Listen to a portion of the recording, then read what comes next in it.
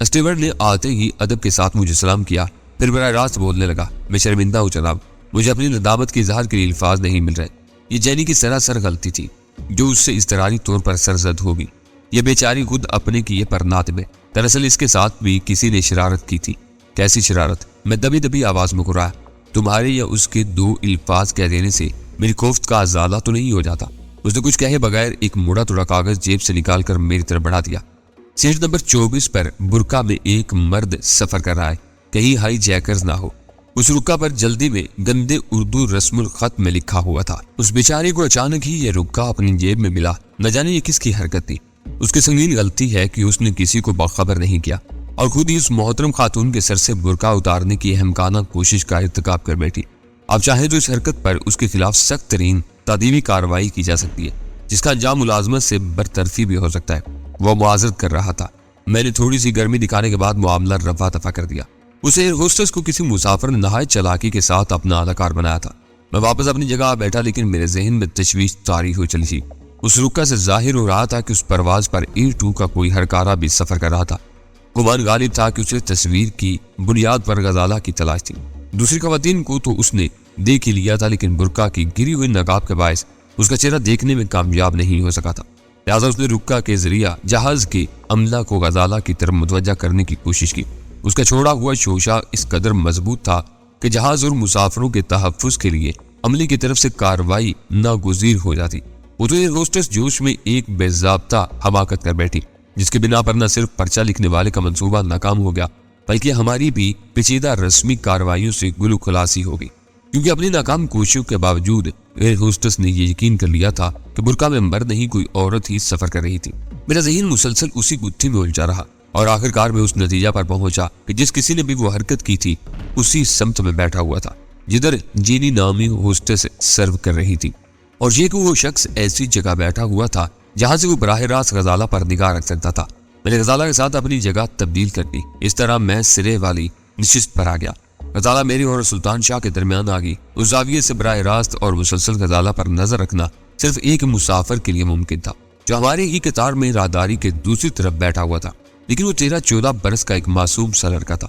Set number 24B والے اس لڑکے کے علاوہ بائیں طرف کی اگلی 3 کونے والی نشستیں ضرور ایسی تھیں کہ وہاں بیٹھے ہوئے مسافر حسب مرضی سر گھما کر میری طرف دیکھ سکتے تھے۔ چند منٹ بعد میں نے اگلی نشست کے ایک مسافر کو گردن پیچھے گھماتے دیکھا۔ بڑے شیشوں والی اینک کے پیچھے اس عورت کی نگاہیں جو ہی میری نگاہوں سے ٹکرائی، اس کے چہرے پر لحظہ بھر کے لیے تحیر کے آثار نمودار ہوئے، پھر اس کا چہرہ دوبارہ اپنی نشست کے پشتگاہ کی اوٹ میں رپوش ہو گیا۔ غالباً برقع پوش عورت کی جگہ میری موجودگی اس کے لیے حیران کن ثابت ہوئی تھی۔ ترشے ہوئے بالوں کے نیچے میک اپ کی تہ میں سوارا ہوا اس کا چہرہ خاصا دلکش تھا۔ عمر 30 کے لگ بھگ رہی ہوئی، لیکن اس کے چہرے کے کسی نقش سے بھی ایسے تجربہ کاری کا اظہار نہیں ہو رہا تھا جو مجھے ہوئے جرائم پیشہ لوگوں کا خاصا ہوتی ہے۔ میں بھی اس عورت کی طرف سے الجھن میں ہوں۔ غزالہ کی دھیمی آواز سن کر میں چونک پڑا۔ وہ میری طرف جھکی ہوئی تھی اور شاید اس نے میری حکمت عملی بھی بھانپ لی تھی۔ تو مجھ سے ذکر کیوں نہیں کیا؟ سوچ رہی تھی کہ محض اتفاق ہی نہ ہو۔ صورت سے سیدھی سادی معلوم ہوتی ہے، لیکن اس کا چہرہ مجھے کچھ شناسا لگ رہا ہے۔ اس نے کئی بار مڑ کر طائرانہ انداز میں پچھلی نشستوں پر نکات اڑائی تھی۔ کہاں دیکھا تھا اسے؟ میں نے سوال کیا۔ میرا خیال ہے کہ اس نے اپنے بال مختلف انداز میں بنائے ہوئے اور آنکھوں پر اینک بھی اضافی ہے۔ اگر یہ 2 تبدیلیاں نہ ہوں تو مجھے یاد آ جائے گا کہ اسے کہاں دیکھا تھا۔ سینڈیکیٹ کے دفتر میں بھی تم نے لڑکیوں کی موجودگی کا ذکر کیا تھا۔ میں نے اسے یاد دلایا اور وہ چونک پڑی۔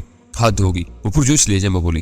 اس قدر سامنے کی بات ذہن میں نہیں آ رہی تھی، اسی لیے 1 اور 1 کو 11 کہتے۔ اسے میں نے وہی دیکھا تھا، مسز مراد کے نام سے تعارف ہوا تھا اس سے۔ میرے لیے وہ انکشاف پریشان کن تھا۔ ان لوگوں نے پچھلے 24 گھنٹوں میں ہمارے ہاتھوں جو نقصان اٹھائے تھے، ان کی بنا پر اگر وہ غزالہ کی تلاش میں اپنے سارے وسائل بھی جھونک دیتے تو مجھے حیرت نہ ہوتی۔ یہ بات بھی قرین قیاس تھی کہ غزالہ کے اغوا میں ناکامی کے بعد انہوں نے لاہور سے روانہ ہونے والی پروازوں کے مسافروں کی نگرانی شروع کرا دی ہو، لیکن میری سمجھ میں یہ بات نہیں آ سکی کہ مکمل پردے کے باوجود وہ غزالہ کی طرف کیوں کر متوجہ ہوئے اور پھر اس پرواز پر ایک ایسی عورت کو سوار کر دیا جسے پہچان لینا غزالہ کے لیے دشوار ثابت نہ ہوتا۔ جبکہ نذیر خان کی اطلاع کے مطابق ان لوگوں نے غزالہ کی تصویر بھی حاصل کرنی تھی اور تصویر کی مدد سے ان کا کوئی بھی جہاندیدہ اور ہمارے لیے اجنبی ہرکارہ غزالہ کی تلاش کی مہم جاری رکھ سکتا تھا۔ اس کام کے لیے مسز مراد کا انتخاب میری سمجھ سے بالا تر تھا۔ کافی دیر تک مسلسل سوچ بچار کے بعد میرے ذہن میں آخرکار ایک واضح سی تصویر بن گئی۔ موت کے سوداگروں کے لیے مالی وسائل کی کوئی کمی نہیں تھی اور وہ اپنے مفادات کی راہ میں آنے والی ہر رکاوٹ کو پوری قوت کے ساتھ مٹا دینے کی صلاحیت رکھتے تھے۔ لہٰذا پے در پے نقصانات کے بعد جب انہوں نے اندازہ لگا لیا کہ غزالہ اور اس کے ساتھی ان تباہکاریوں کے پس پشت کام کر رہے ہیں، تو انہوں نے اپنے وسائل اور دیگر ذرائع کے علاوہ اپنے کارندوں کی ایک ٹولی ہوائی اڈے پر بھی مامور کر دی تھی۔ یقینی طور پر اس ٹولی کی ہر فرد کو غزالہ کی تصاویر فراہم کی گئی ہوں گی، لیکن ان کے رہنما دماغ نے اس نقطے کو بھی فراموش نہیں کیا تھا کہ غزالہ بھیس بدل کر انہیں جل دینے کی کوشش کر سکتی ہے۔ لہٰذا اس نے مسز مراد کو بھی چارے کے طور پر اس مہم میں جھونکنے کا فیصلہ کر لیا۔ مسز مراد یقینی طور پر کسی تجربہ کار شخص کی تحویل میں دے دی گئی ہوگی، اور اس کی موجودگی کا مقصد صرف اتنا نظر آتا تھا کہ غزالہ اگر چھپ کر کسی پرواز سے فرار ہونے کی کوشش کرے تو مسز مراد کو مسافروں کی بھیڑ میں اپنے قریب دیکھ کر خوف زدہ ہو جائے اور اضطراری طور پر اپنے کسی ساتھی کو مسز مراد کی سرکوبی پر مامور کر دے۔ ان کا دوسرا آدمی مسز مراد کی نگرانی پر مامور ہوتا۔ اس طرح مسز مراد پر ہاتھ ڈالنے والا ان کی نگاہوں میں آ جاتا۔ شاید وہ مسز مراد کو بچانے کی کوشش بھی نہ کرتے تاکہ غزالہ اور اس کے ساتھیوں کو میدان صاف ہونے کا یقین دلا سکے۔ اس طرح وہ طویل تر نگرانی کے بعد بھرپور معلومات حاصل کر کے ہم پر کاری ضرب لگا سکتے تھے۔ اب یہ محض اتفاق ہی تھا کہ غزالہ ضرورت سے زیادہ احتیاط کی بنا پر ان کی نگاہوں میں آ گئی۔ ہتھیاروں کے ذریعے عموماً جس طبقے کے لوگ سفر کرتے ہیں ان میں سے زیادہ تر گھرانے پردے کی ان روایتی پابندیوں کو ضروری نہیں سمجھتے۔ جہاں برقع ناگزیر ہو جاتا ہے اور جو خواتین برقع استعمال کرتی ہیں وہ بھی عام طور پر چہرہ کھلا رکھتی ہیں یا زیادہ سے زیادہ نچلا چہرہ نقاب میں لپیٹ لیتی ہیں۔ اس پس منظر میں غزالہ برقع میں مکمل طور پر چھپی ہوئی ایئرپورٹ پہنچی تو لازماً وہ لوگ اس کی طرف متوجہ ہوئے ہوں گے۔ ایک طرف غزالہ نے کسی بھی لمحے چہرے کو بے نقاب نہیں ہونے دیا، دوسری طرف مسز مراد اپنے دفتر میں ملازمت کے لیے آنے والی لڑکی کو زندہ سلامت اپنی نگاہوں سے دیکھ چکی تھی۔ اسے رجوع کیے جانے پر ان لوگوں کو فوری طور پر یہ اشارہ مل گیا ہوگا کہ برقع پوش مسافر خاتون کا دکامت کے لحاظ سے مطلوبہ لڑکی سے مشابہ ہے۔ اس دوران میں شاید مسز مراد نے دیدہ دانستہ غزالہ کے سامنے آنے کی کوشش کی ہو تاکہ اسے چونکا سکے، لیکن غزالہ تو شبے کے باوجود یاد نہ کر سکی اسے کہاں دیکھا تھا۔ ان جیسے منظم لوگوں کے لیے اس طیارے پر سے سوار ہونا کوئی مشکل کام نہیں تھا۔ اوپن ٹکٹ پر آخری لمحات میں بھی ایک دو نشستیں ملنے کا امکان رہتا ہے، لہٰذا مسز مراد کم از کم ایک اور ساتھی کے ہمراہ اس پرواز پر جگہ حاصل کرنے میں کامیاب ہو گئی تھی۔ جب وہ سامنے آ کر بھی غزالہ کا رد عمل دیکھنے میں کامیاب نہیں ہو سکی تو اس کے ساتھی نے آخری حربہ آزمانے کا فیصلہ کیا ہوگا، کیونکہ غزالہ کا سخت ترین پردہ اس کے شبہات کو مسلسل تقویت دیتا جا رہا تھا۔ رکا کے ذریعے ہوسٹس کو اکسا کر اس نے اپنا مقصد حاصل کرنا چاہا، لیکن ہوسٹس کی ناتجربہ کاری نے اس کا کھیل بگاڑ دیا۔ مجھے پورا یقین تھا کہ کراچی پہنچنے کے بعد مسز مراد تو اپنی راہ طے کرے گی، لیکن اس کا گمنام ساتھی اس وقت تک چونک کی طرح ہمارا پیچھا کرتا رہے گا جب تک غزالہ کی شکل دیکھ کر اپنے شبہات کی تردید یا تصدیق نہ کر لے۔ اس کے گمنام ساتھی کی نشاندہی سے بھی زیادہ اہم بات یہ تھی کہ ان دونوں کو اتنی مہلت نہ دی جائے کہ اپنے کسی آدمی سے رابطہ قائم کر کے اسے تازہ ترین صورتحال سے باخبر کر سکے۔ اگر ایٹو کو ایک بار بھی یہ علم ہو جاتا کہ اس کے دشمن کراچی سے متعلق ہو سکتے ہیں تو اس کی جملہ انتقامی کارروائیاں اسی طرف مرکوز ہو جاتی۔ آخر کار میں غزالہ کو وہیں چھوڑ کر ٹوائلٹ میں چلا گیا۔ سیٹ نمبر 22B والی عورت کو قابو میں کرنا ہے۔ جہاز میں اس کا کوئی ساتھی بھی ہے جو میرا اور غزالہ کا تعاقب کر سکتا ہے۔ تعاقب کو ناکام بنانا تمہاری ذمہ داری ہے۔ ایئرپورٹ سے میری کار تم لے لینا، ہم ٹیکسی میں جائیں گے۔ کاغذ پر جلدی ہی یہ پیغام نوٹ کر کے میں باہر آ گیا۔ میرے غیر حاضری میں غزالہ پھر کونے والی نشست پر آ گئی تھی۔ میں اس کے اور سلطان شاہ کے درمیان بیٹھ گیا جو اس دوران بالکل لا تعلق بنا ہوا تھا۔ میں نے آہستگی سے وہ پیغام اس کی طرف بڑھا دیا۔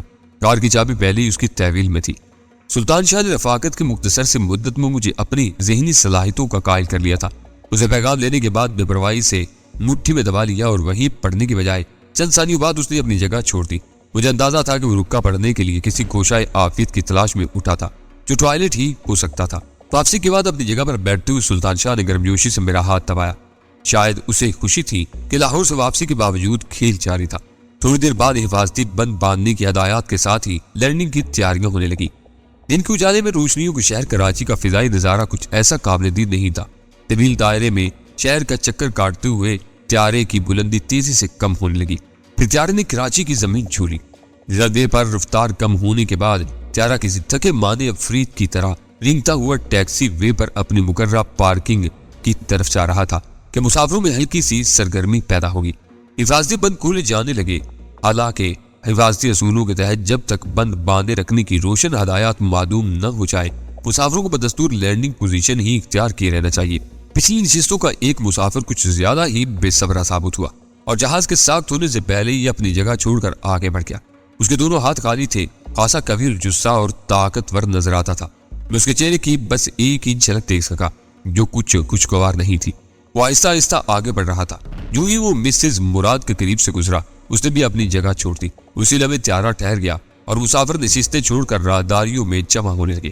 مسز مراد اس قوی الجثہ شخص سے تقریباً چپکی ہوئی کھڑی تھی، کیونکہ اگلی نشستوں کے مسافروں نے باہر آ کر ان کی پیش قدمی کا راستہ مسدود کر دیا تھا۔ غالباً وہی مسز مراد کا ساتھی تھا اور اس نے روانگی سے پہلے مسز مراد کو ہدایات دینے کے لیے اس طریقہ کار کا انتخاب کیا تھا۔ وہ دونوں ایسے زاویے سے کھڑے تھے کہ میرے لیے دیکھنا ناممکن تھا کہ ان میں سے کون بول رہا تھا اور کون خاموش کھڑا تھا۔ میں نے پلٹ کر سلطان شاہ کی طرف دیکھا۔ اس کی آنکھوں میں تفہیمی چمک لہرائی اور وہ سر ہلا کر رہ گیا۔ میرا اندازہ تھا کہ سلطان شاہ کو اپنے شکار سے نبٹنے میں خاصی دشواریوں کا سامنا کرنا پڑے گا، کیونکہ طیارے کے مسافر ہونے کی بنا پر دونوں ہی غیر مسلح ہوتے، جبکہ حریف کو سلطان شاہ پر واضح جسمانی برتری حاصل تھی۔ سلطان شاہ کو پارکنگ لاٹ سے میری کار نکالنی تھی، لہٰذا وہ طیارے سے اتر کر پہلے ہی بس سے لاؤنج کی طرف روانہ ہو گیا۔ مسز مراد اور اس کا ساتھی بھی اس بس میں گیا تھا۔ البتہ میں کسی تنگ نظر اور دقیانوسی شوہر کی طرح غزالہ کو ساتھ لیے تیسری بس کی طرف بڑھ گیا۔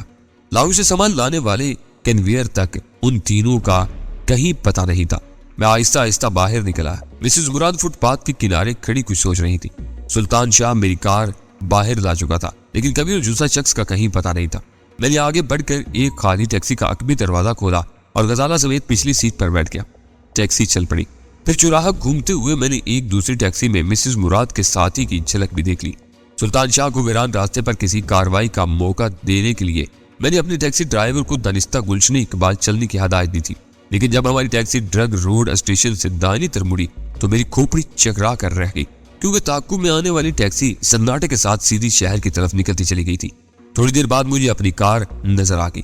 اس میں سلطان شاہ کے ساتھ اگلی نشست پر کوئی اور بھی موجود تھا۔ میں الجھ کر رہ گیا۔ صورتحال میں توقع کے برعکس ہی نظر آ رہی تھی۔ آخر کار ٹرائیوان سینما سے ذرا آگے راشد منہاس روڈ پر وہ کار اتنی قریب آ گئی کہ میں نے سلطان شاہ کے برابر میں بیٹھی ہوئی مسز مراد کو واضح طور پر پہچان لیا اور مجھ پر اضطراب طاری ہونے لگا۔ راشد منہاس روڈ پر لیول کراسنگ سے ذرا پہلے میں نے ٹیکسی رکوا لی۔ ادھر کدھر جانا ہے صاحب؟ ڈرائیور نے حیرت سے پوچھا۔ ٹہلتے ہوئے چل جائیں گے، میں نے قریبی فلیٹوں کی طرف اشارہ کرتے ہوئے جلدی سے اس کو میٹر سے 10 روپے زائد ادا کر دیے، کیونکہ اتنی دیر میں سلطان شاہ قریب آ چکا تھا۔ ٹیکسی آگے بڑھ گئی۔ سلطان شاہ نے کار ہمارے قریب روک دی۔ برقع پوش غزالہ کو مسز مراد شاید دور ہی سے ٹیکسی سے اترتے ہوئے پہچان چکی تھی، لہٰذا اس کے چہرے پر ہوائیاں اڑ رہی تھی۔ کار رکتے ہی اس نے دروازہ کھول کر اترنا چاہا، لیکن سلطان شاہ نے مضبوطی کے ساتھ اس کا بازو جکڑ لیا۔ لفٹ قبول کی ہے تو آسانی سے نہیں بھاگ سکو گی۔ کار میں بیٹھے ہوئے سلطان شاہ کی زہریلی آواز میرے کانوں سے ٹکرائی، جس میں تضحیق کا عنصر بھی شامل تھا۔ مجھے چھوڑ دو ورنہ شور مچا دوں گی، مسز مراد پھنسی پھنسی خوفزدہ آواز میں بولی۔ ضرور کوشش کرو، گردن ہی دبا دوں گی، غزالہ نے پچھلی نشست پر بیٹھتے ہوئے کہا۔ اسی لمحے سلطان شاہ نے کار تیزی سے آگے بڑھا دی۔ کیا اس نے خود ہی تم سے لسٹ مانگی تھی؟ غزالہ نے سلطان شاہ سے پوچھا۔ نہیں، میں نے ہی منزل مقصود تک پہنچانے کی پیشکش کی تھی۔ شوقین مزاج معلوم ہوتی ہے، فوراً ہی کار میں آ بیٹھی۔ اب دیکھو کہاں پہنچتی ہے، اس نے ہنستے ہوئے کہا۔ پہلے سے گھر ہی لے چلو، اس کی وجہ سے کہیں کوئی اور شناخت نہ کر لے۔ اس کا ساتھی کدھر گیا؟ وہ بھی تو پیچھے ہی آ رہا تھا۔ میں نے زبان کھولی۔ اس اسنا میں غزالہ برقع اتار چکی تھی۔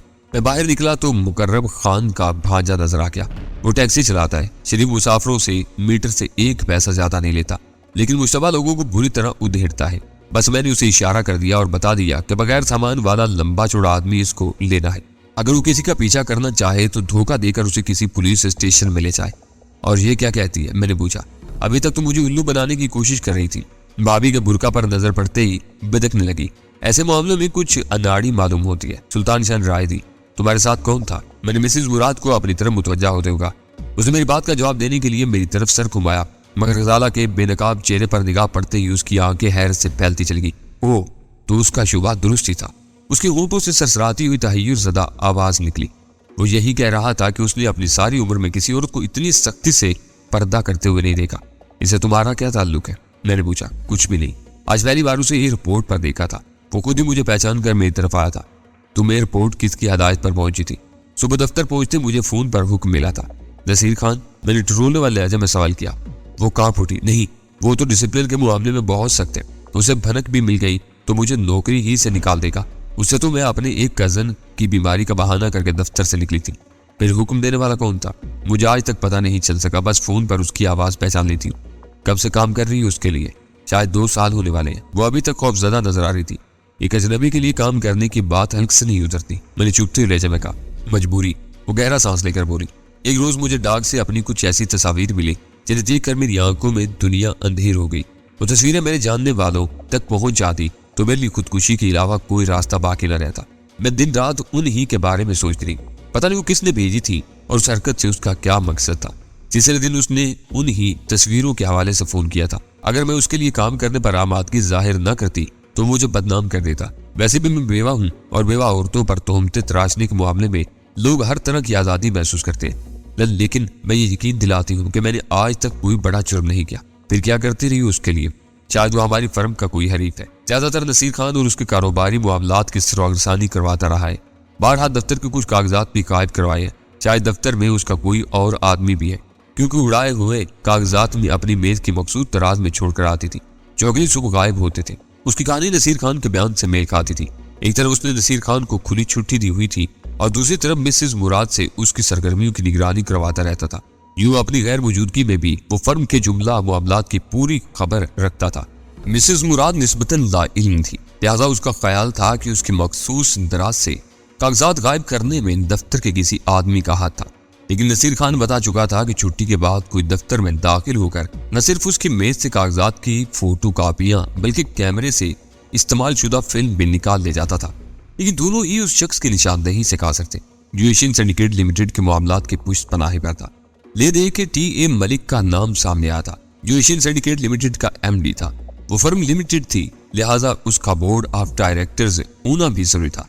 लेकिन नसीर खान उन तमाम तफसीलात से लाइल था, जिसका मतलब था कि वो मालूमात रजिस्ट्रार ऑफ कंपनीज या किसी दूसरे सरकारी इदारे से ही मिल सकती थी। तुम्हारे साथी का नाम क्या था? मैंने खाली और जहनी के आलम में बेमकसद सा सवाल किया। पता नहीं, मुझे एयरपोर्ट इंक्वायरी काउंटर पर किसी ऐसे आदमी का इंतजार करने का हुक्म मिला था जो मुझे बटरफ्लाई कहकर मुखातिब करता। मुझे उसके अहकामात की तकमील करना थी। और उसके अहकामात क्या थे? उसके पास परवीन की एक साफ और वाज़ेह तस्वीर थी।